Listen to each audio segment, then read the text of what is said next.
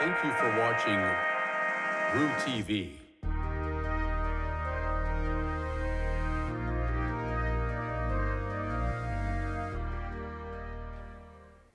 Welcome back to another episode of RooTV. I'm Sydnee Bryant. And I'm Deja, McKenzie.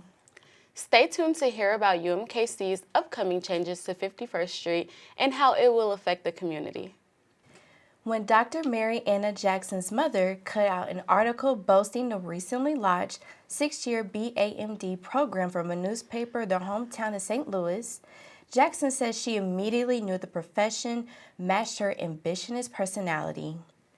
Jackson's parents couldn't afford private university tuition for her or her 4 other siblings, so her options were limited to public schools in Missouri.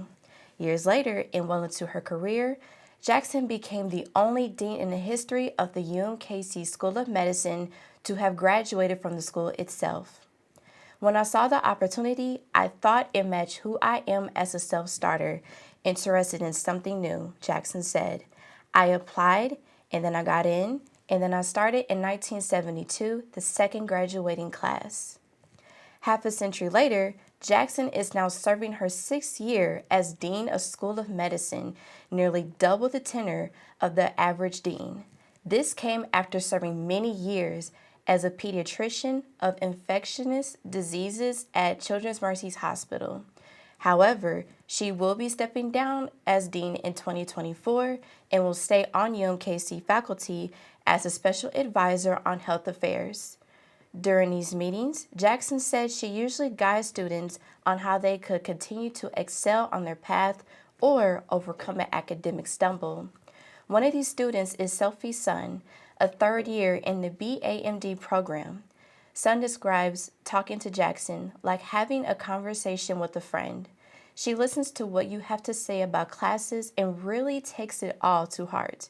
She just wants people to know her students as people, Son said.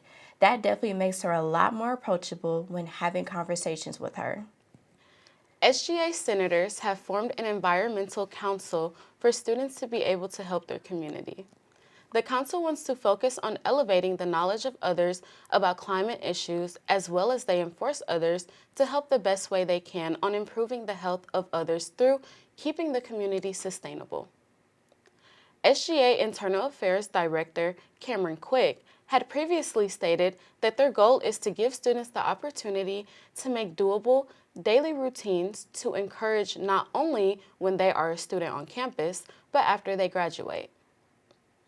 I personally think this would be a great impact for our students. Working together to overcome issues that are affecting the environment is a great in my eyes, said freshman Daylin Williams. Another freshman, Mason Page, also says that she thinks it would be a good idea, but will it be open for everyone to help? Overall, the Environmental Council will become a great asset towards UMKC's campus. We look forward to what the council has planned, as well as the incorporations they have planned for students to help them grow the community. Now, let's hop it over into the den with Jackson Ogden. Welcome back into the den. I am Jackson Ogden. Our fall sports here at UMKC are in full swing. We are in the thick of the conference schedule, so let's waste no time. Let's go ahead and get into it, starting with UMKC volleyball, who did fall in 5 sets at Denver this past week. At the time, the Roos were first in the Summit League and Denver was second. Now, UMKC, even though they've only lost 1 conference game, now fall to 3rd in the conference as Denver takes over first. The Roos will be back in action this week at home against North Dakota on Thursday and South Dakota on Saturday. Men's soccer fell 0-1 to Denver this past week, and man, let me tell you, I was at this game. The Roos outshot Denver 20-5, but man, give Denver the credit they deserve. They were making some incredible defensive plays when it counted the most, as the Roos just dropped a gut-wrenching one. We'll have a chance to pick up a conference win at Oral Roberts on Saturday.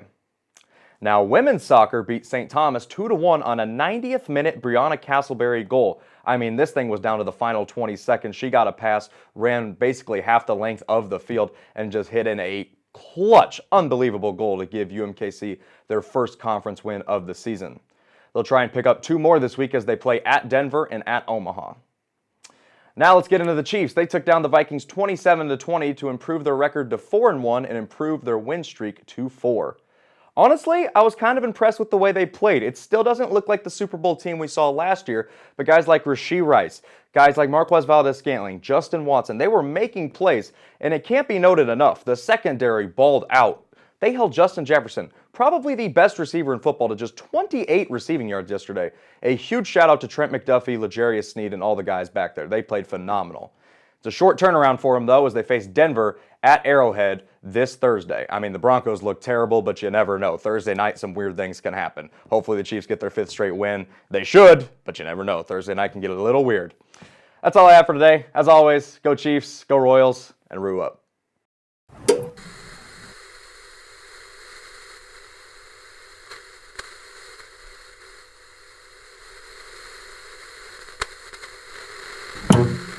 Welcome back to the RooTV Spooky Special. For this week's episode, I'll be sharing my favorite classic horror movies. For starters, the classics may not be for everyone.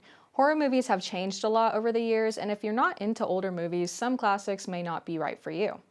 So, without further ado, here are my top 3 favorite classic horror movies. In 3rd place is Stephen King's Children of the Corn. I loved this movie when I was a kid, and I honestly thought it was kind of funny how the little kids were the antagonists in the movie. In 2nd place is The Birds, directed by Alfred Hitchcock. This one is definitely an acquired taste, but I still love it. I watched this when I was pretty little and it terrified me, especially the part where the birds peck some lady's eyes out. And finally, in 1st place is Stephen King's The Shining. It is kind of a somewhat basic choice for my 1st place, but I don't really care because I love it. It drags on in the beginning, but once it starts to pick up, it can get really terrifying. It has so many iconic lines like "all work and no play makes Jack a dull boy," and the elevator scene with all of the blood spilling out is legendary. All I know is whenever I think of classic horror movies, I think of The Shining. Okay, that was a mouthful from me. Unfortunately, my co-host isn't here this week, so that's all for this week's Spooky Special. I'm Jazlyn Summers, and I'll see you next week. UMKC announced plans to turn 51st Street into a pedestrian zone closed to vehicle traffic. The change aims to improve walkability and create a central hub for students, gathering, and community. The pedestrian zone is planned to span multiple blocks from Rock Hill Road to the Student Union, transforming what is currently a busy street into a car-free area.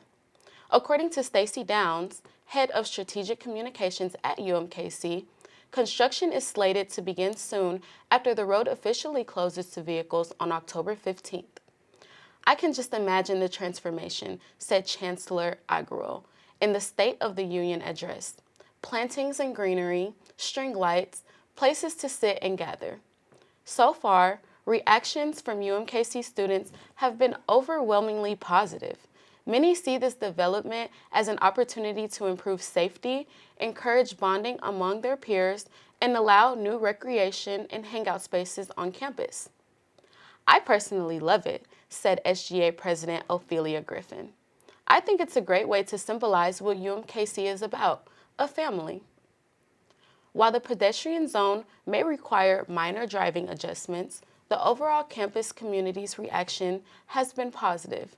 The redesign seems to aim to connect campus and prioritize pedestrian students to enhance their experience at UMKC.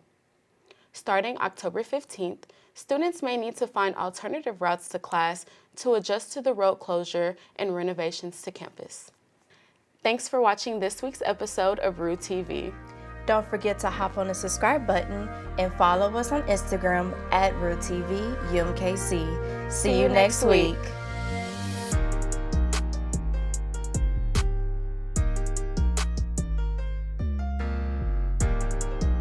Hey.